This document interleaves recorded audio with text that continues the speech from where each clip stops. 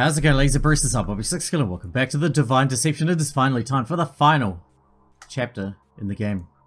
Chapter 3 of the epilogue. I think it's the final chapter anyway, I'm pretty sure. Again, it might end up being very, very long like chapter 1 of this was, and I may have to break it into parts. But this may very well also be the last episode of Divine Deception. Guess we're about to find out. Tap out. Ugh, what time is it? I rolled over and checked my phone. Oh well. One of the perks of being rich is that you don't really have to wake up at a reasonable time if you don't want to. Still, this is a pretty bad pattern to slip into. It'd be for the best to get used to waking up at a consistent time. Normally I'd expect the light of day to try and help wake me up, but unfortunately my curtain blocked that from happening. I should remember to open the curtain at night. I keep it closed during the day because the sight of the window is pretty depressing. Just the brick wall of the nearby building. That's the price of living in a rundown apartment like this, I suppose. It was a little regretful, being honest with myself, that even after everything I went through, I was still living in a room like this. I didn't really mind it, but it was still saddening. But precaution comes first. If it was the burning devil of ambition that drove people to not accept when enough is enough, but I was above that. Quite a bit of time had passed since my escapades in Panthea. Naturally, the hunt for me still raged on. At this point, large portions of the truth of those events had gotten out, and my prestige as some sort of master criminal had grown out of hand. That DNA sample the police had was cross-referenced with samples from my work as the auto-larcenist, and sure enough, they now knew my MO. Even still, that investigation was dead in the water. I knew how to erase my tracks. I'd become somewhat familiar with fleeing to a new city and creating a new presence. My phony papers were fairly perfect, and my new disguise hardly resembled my past ones at all. As long as I laid low for a bit longer, I was golden. Which is why I find myself in this cruddy apartment like this. Given another year or two, the heat would be low enough that I didn't have to be radio silent like this. I'd move once more under a new identity, craft a suitably plausible backstory, and live in lavish lifestyle. In the meantime, I had been doing my due diligence. My stash of cash was dirty after all, so slowly and steadily I'd been converting it to clean money through a variety of different methods. Considering the small fortune I had to work with, completely exchanging my savings for the clean version of that money would take quite a while. But like I said, I was going to be spending another year or two laying low. I could do slow and steady. Fighting through the grogginess, I got out of bed and put on some clothes. I walked over to the fridge and took out some toaster waffles. Late for breakfast, sure, but I was getting my 3 square meals one way or another. I put my waffles in the toaster and sat on a nearby chair. My thoughts were returning to Panthea, as they were oft to do in quiet moments. As of late, my life had been filled with quiet moments. I had to fight the urge to reach over to my laptop and check up on how everybody's been holding up. I'd done that enough. I knew how things had shaken out. Researching that shit every other day wasn't going to change anything. Perhaps the biggest outcome of my escapades was the dissolution of Olimpo. Being honest, I didn't really expect an entity like Olimpo to truly fall apart. Be in trouble, sure. Probably a lot of the bigwigs would be screwed. The total collapse? No, the play with Kara shouldn't have brought it down. The killer was Art. He didn't fight it. Neither did Polly, come to think of it.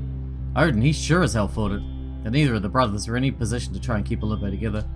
And because of that, the dissolution went through. A lot of people lost their jobs. Panthea's entire economy sort of fell to shambles. But from the ashes, a dozen new companies were formed. A dozen local businesses received boosts. Things would reform. That I was sure of. Now, would they reform in the exact same way?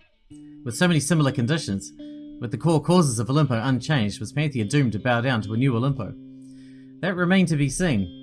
But at the very least, it was unlikely the CEO of Olimpo 2.0 would be in cahoots with the city's greatest gang leader and the governor, so I figured that at least had to be a step up. In turn, with the fall of Olimpo, the fate of the Deismer clan was somewhat all over the place. In keeping with his refusal to fight for Olimpo, Art similarly refused to fight for himself when accusations of his misdeeds came out alongside the flood of other truths. Instead, he humbly confessed to all charges. No, humbly implied a sense of grace. It was more of a defeated acceptance. Based on what I could see, it appeared Art had simply given up. He no longer had the will to fight for anything. He preferred not to. Was this repentance? I wouldn't call it that. It was surrender. Anyways, just like Art, Odin's refusal to give up on the company extended to how he responded to allegations against himself. The man categorically denied all charges and lawyered up. It was interesting looking at the series of events from the outside. It almost looked like Odin was squirming. Funny, in the past he always exuded an aura of control. There was the idea that he viewed life as a game with little consequence, that he'd be fine no matter what happened, and yet, now that his empire was falling around him, he seemed unwilling to accept that he lost. I couldn't help but get some feeling of satisfaction from that. Despite all his bluster, despite perhaps even convincing himself Odin was not the mad king he fancied himself. And now that he took things seriously, the pain of having everything stripped from him would sting even more. Because the man would most certainly accompany his son to jail. Hopefully. Both Ard and Odin were out on bail, which perhaps shouldn't be a surprise. But given their relative notoriety, I doubted either would escape jail for long. The fate of Devon I had already witnessed with my own eyes, which left Polly.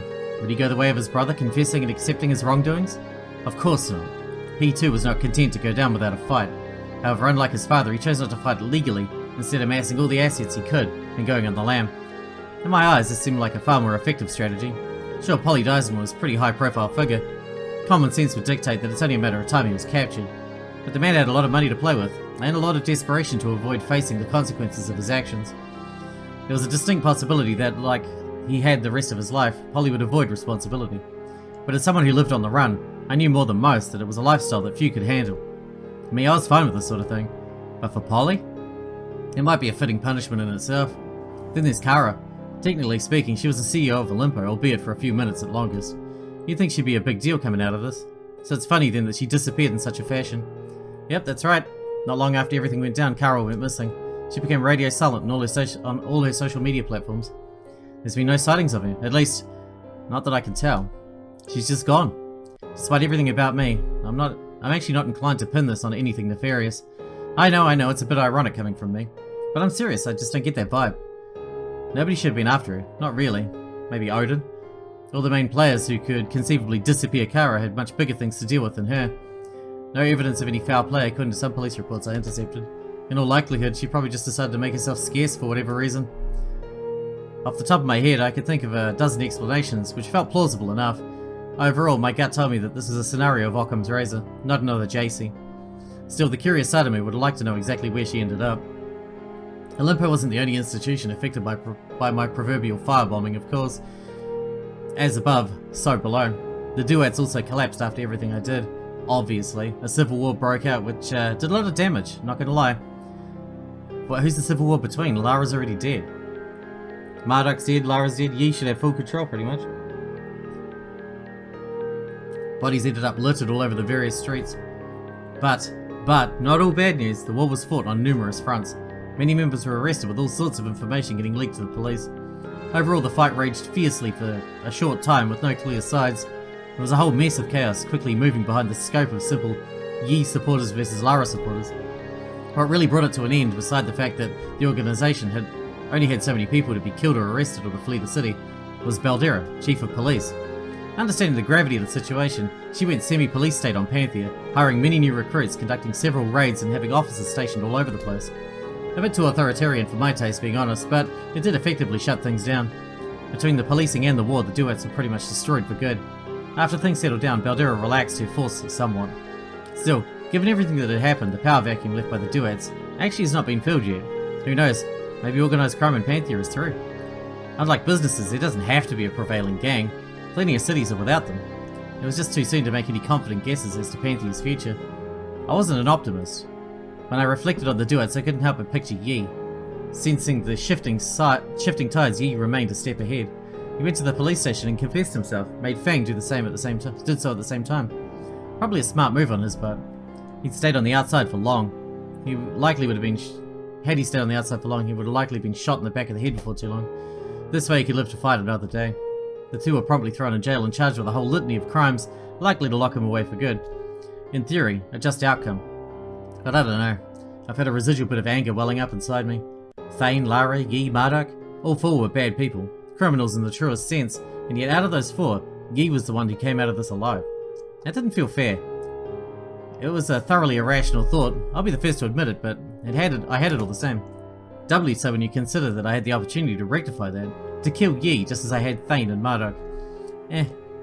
Logic dictated that this was the best outcome, so my personal feelings on the matter had to be shoved to the side. And who knows? He's made a lot of enemies, and Panthea's prison systems are far from perfect. The bastard was clever, and he'd wisely brought Fang with him, but that could only get you so far. The perverse side of me hoped that things would correct themselves naturally. But no matter what happened, it wasn't my concern. Because there are also political matters. A courted date for both Aja and Ariane had been set recently. It was sure to be a big deal. The odds were that either would be found not guilty were fairly low. given everything that had come out, but Aja was a fighter, and there was a lot of chaos in Panthea. I knew more than anyone that chaos presents opportunities to the clever. Even still, I was pretty confident that justice would win out in this instance. There were simply too many eyes on the trial. In the meantime, Aja and Ariane were imprisoned in a special wing of the prison, under the justification that they were unfit to be released into the general prison populace. That might be true, but it also smelled like a clear case of preferential treatment coming from the warden. I hope somebody else remembered the connection between Aja and Warden Pay. Certainly. I was falling into the realms of conspiracy once again. The point was, Governor Aja and Chief Ariane would face justice and spend the rest of their lives in prison for their crimes. That was justice. If it wasn't, I didn't know what was. Then moving on to Aja's successor, poor Bark. He had only the best intentions. Under normal circumstances, I bet he would have been a decent governor. But Panthea, as I previously mentioned, was going through a bit of a rough patch when he entered office. And then just more and more truth came out, and the full scope of Bark's involvement with Aja was brought to light. Well, that was the last straw. On top of everything else, this revolution brought about mass protests. Governor Underwood did the best he could, but his best wasn't enough. That was when the national government stepped in. Yeah, no, apparently dealing with threats inside Panthea was only half the Governor Aja's job. For just as long as she spent with dealing her own city, she spent that much time keeping the nation out of it. Made sense, honestly. It's surprising I hadn't considered this angle sooner. So you're just catching on to how much of a general shitshow Panthea had become. The nation decided to step up and clean up before Panthea became even more of an embarrassment to the country than it already was.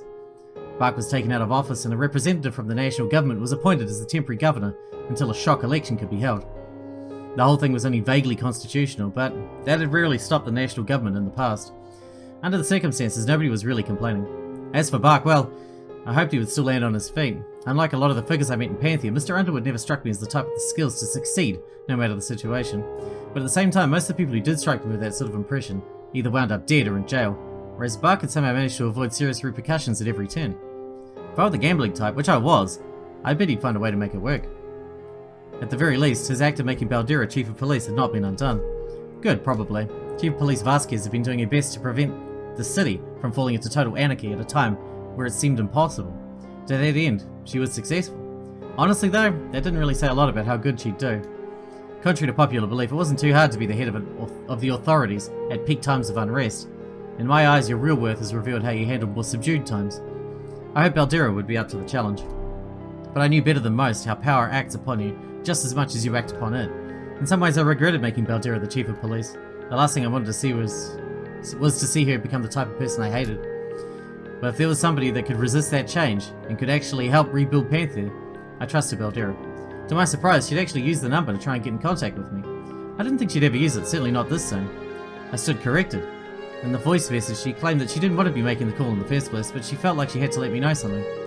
Apparently some weirdo woman with a purple streak in her hair had been asking around about me. Wanted to know if there was any way to get in touch. She'd been saying something about monkeys?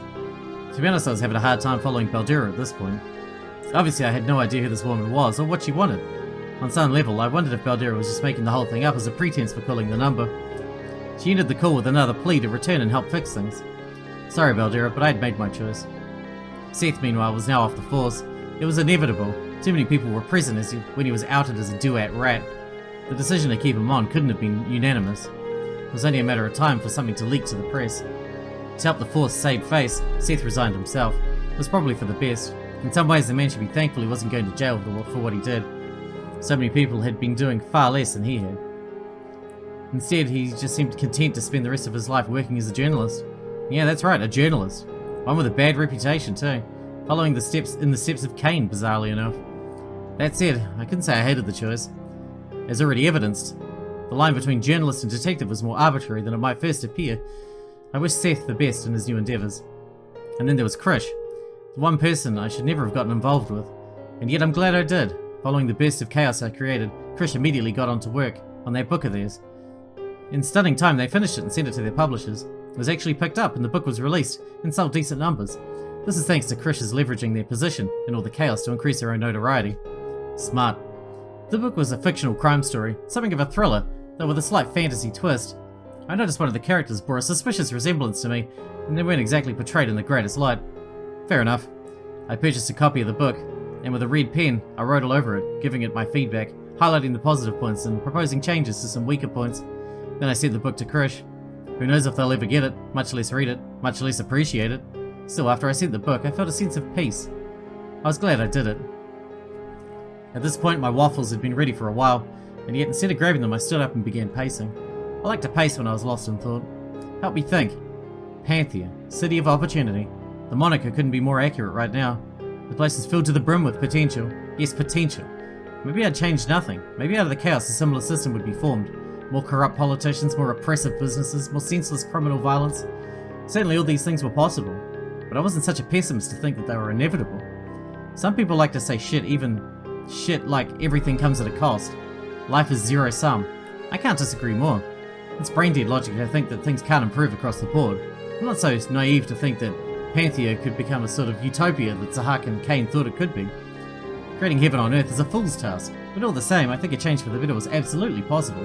Creating a better Panthea was absolutely possible. Now, would that happen? That was up to the Pantheans, but at the very least, I'd opened the door for them. Yeah, I'd done the right thing. I reached over to a nearby desk and grabbed a coin off it. I began to toss it between my two hands just to give them something to do. My mind was now wandering back to the video JC sent. The two me's she presented. Why do they have to be mutually exclusive? What makes me different from the person I was? In the pit of my stomach I knew the answer, but I refused to accept it. I was happy. I'd won. I was rich. I had my revenge. I did good. What was there to be upset about? I shouldn't... There was absolutely no reason to be discontent. Why be honest when lies did the job better? Why favour teamwork when it was more efficient to work alone? Why have compassion when my targets didn't deserve it? I stood behind my decisions. I stood behind the person I was today. I was smart, I was athletic, I was charming. I could get what I wanted, and I had. So why... I stopped tossing the coin. It must be because I was languishing in this apartment. When I got to enjoy my riches, then these thoughts would go away. No. What I needed was a goal. Not some bullshit like living a wealthy life, a real goal. That was the key. What sort of goal would that even be? I found myself hearing Kane's words echo in my ears. That had been happening recently. This time Kane was repeating what he said about this country, about how all over cities were corrupting themselves, upholding evils, as if the country itself was rotten. With all the free time I had, on a whim I looked into what he was talking about. And maybe because I'd become so intimate with systems of corruption, it didn't take me long to see what Kane was talking about. He was right.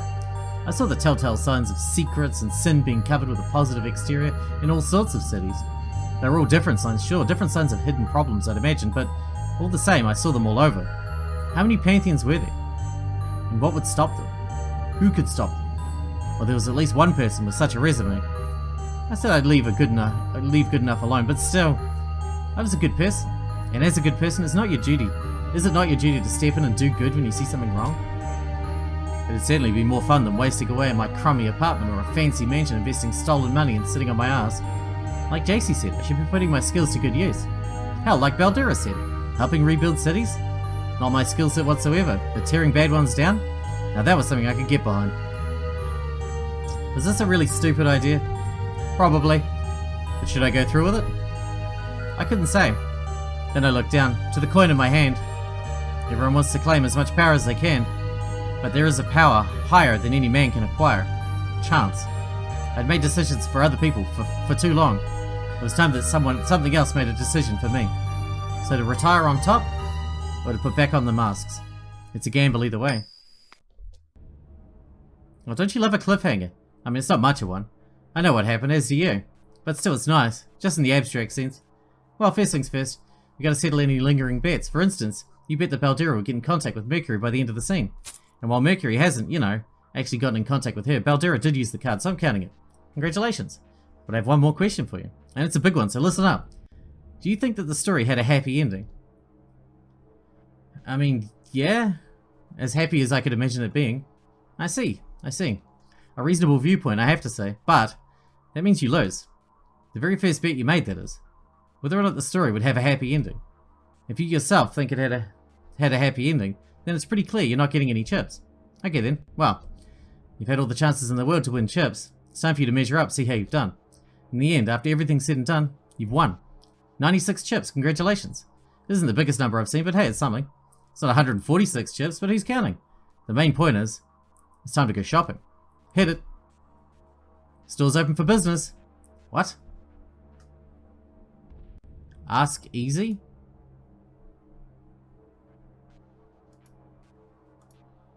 What do we got? Goodies. Oh, concept art and stuff? What's in the grab bag? Narrator's commentary. True card names? Mystery box? Lottery? Pure reset. We should do the Ask Easy then. Should we do that? Ask someone else about the story. Someone else? What is that even? This working? Oh, it's the creator. Okay, excellent. 40 chips. What's up with the Zodiac Island? What's next? 160? I don't have that kind of money. Alright, let's go with the what's up with Zodiac Island, shall we? I don't know what Zodiac Island is, but I guess it has something to do with the Zodiac Trail. We might as well get any information we can with the chips that we have. Zodiac Island, huh? Now that's a story. Not one I'm eager to recount if I'm being honest, but sure, I'll tell it. For a price. You interested? Warning, this will contain full spoilers for Zodiac Trail, so weigh that decision. I've already played it. So no. Can't say I blame you. Alright, what else is there? Ask Easy about the story. Who's the worst Deisma sibling? Who's the best? How would you have approached... Who is this lady? Why can't you tell me that one? You called the story myth-like before. Why? Corrupted... Who are you? Oh, 150. Corrupted data. Okay, I'm going to be honest. This is the equivalent of a pawn shop. I'm just trying to give you as many things to buy as possible, and in the desperation to find products, I guess I'm going to sell some corrupted data I found while poking around. No idea what it is. It looks like complete junk to me. In fact, it probably is complete junk. I make no assurances this is worth anything. It's probably not, but I'll sell it to you anyways. Yes, I'll take it. Fine, maybe you'll know what to do with it. I don't have any... I don't have enough for who are you and all that. I'd have to go through the game multiple times, wouldn't I? To do that. Alright, let's go with this final message then. A final message, huh? Not particularly, but for 40 chips, I could come up with something. Let's do it. Okay, time to come up with something. Wow. I hope you like it. That's not enough, I know. But that's really what I want to say, more than anything. This game is an experiment, really. I tried out a lot of different things in an attempt to see what I could do as a game creator. Some experiments worked, some didn't. I didn't realize this would end up having a much more serious tone. Didn't think things would get half as political as it kind of did. I'll tell you that. I guess that's naive though, considering an election was literally a central premise. I didn't know at the start it'd have such a... I'll call it an ambiguous end? I'd call it something else, but I don't want to put my finger on the scale in any way. Writing really is an act of discovery. Even if you ostensibly plan everything from the start, things don't go to plan. The story develops as you write it. It comes naturally. Mostly. The Mercury twist didn't come naturally. I'll tell you that for damn sure. Dotting all my I's and crossing my T's to keep that hidden, while not having any inconsistencies in their thought or action at any point. Tall order, I'll tell you that much. I fear I'm getting off topic. Easy and I share a frightening amount of DNA. Not a good thing as far as I'm concerned.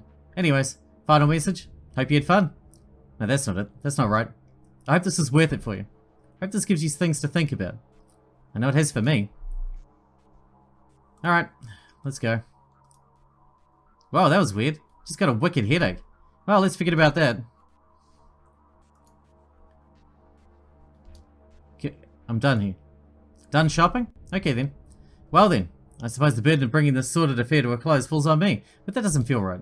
That's not fair. I mean, the natural conclusion to this whole story was back at the final coin flip. If you just faded to black on that, well, I think that would have been a very elegant wrap-up. Instead, you've got me here, muddying the pacing up with a bunch of nonsense. Sorry about that. Maybe I could be a sort of, well, denouement? A final note after the final note, but the final scene already served that function, thinking back to it. It's a pickle. Because, sad as I am to say it, I don't have some final stinger lined up for you. No final piece of information, no particularly eloquent message, nothing more to offer. I gotta bring this to a nice clean close. Well, perhaps I'm choosing the wrong objective. Why do we need our ending to be nice and clean? Life rarely has those. And more to the point, why should I care about your satisfaction? Honestly, I've gotten too in my own head about this. The natural ending has already happened. This is just a conversation between two friends. You are my friend, right? I don't know if I go that far. No. Excuse me? That can't be right. Let's try that again. You're my friend, right? Oh my god, I'm gonna get killed. I'm gonna save. Otherwise she's gonna kill me. I'm not. My, isn't this interesting? I wonder what might have brought about this change of heart. Well, this won't do. I can't let things end with you like this. I'll be right back, don't go anywhere. Not that you have anywhere to go. Okay, back. Did some altering. Little ethically questionable on my end, but whatever. So now, take 3. You are my friend, right?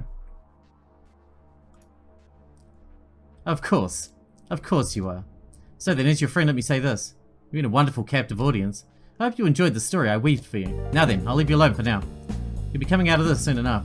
In the meantime, do what you please, I won't stop you. But I will be busy in the meantime. This could very well be the last time I talk to you in this state. Also, let me just say from the bottom of my heart, only 96 chips. Ha! Loser.